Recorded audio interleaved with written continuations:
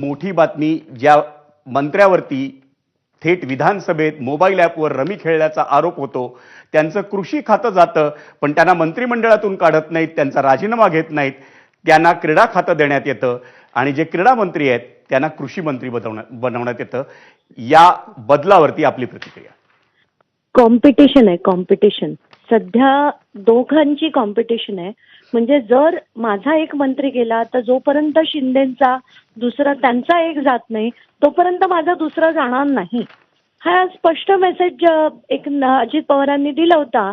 आणि म्हणूनच त्यांनाही खुश ठेवायचं, यांनाही खुश ठेवायचं म्हणून ते कारवाई झाली असं दाखवायचं आणि एक त्यांचं पद बदलून टाकलं की जनता पण चूप.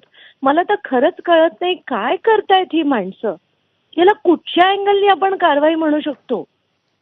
काय म्हणजे याला काय अर्थ तरी राहिलाय का? आता मला तर बोलून बोलून पण ना कंटाळा आला. तेच तेच बोलून, तेच तेच ऐकून आता खरंच वैताग आला.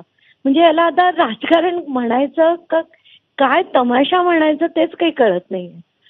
म्हणजे इट इज फ्रस्ट्रेटिंग. आता जनता खरंच चिडली आहे की याला काय बोलतायत आणि हे काय करतायत. एकदा त्यांची ती भाषणं झाली, त्यांचं वर्तन झालं, सगळं झालं आणि आपण जर एखादी चूक केली तर आपल्याला शिक्षा मिळते. पण यांना फक्त पद बदलतं. क्रीडा आणि क्रीडाचा आणि यांचा संबंध काय? काय येतं कोकाटेंना की त्यांना क्रीडा मंत्री बनवलं? म्हणजे त्यांची क्वालिफिकेशन्स काय क्रीडा मंत्री बनवण्याचे?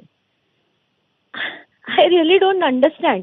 मला तर खरंच वाटतंय की आपलं ना लयाला चाललंय, दुसरं काहीच वाटत नाही मला. अंजलीजी, तुमच्या भावना आम्ही समजू शकतो, पण आपण दिलेल्या या प्रतिक्रियेबद्दल धन्यवाद.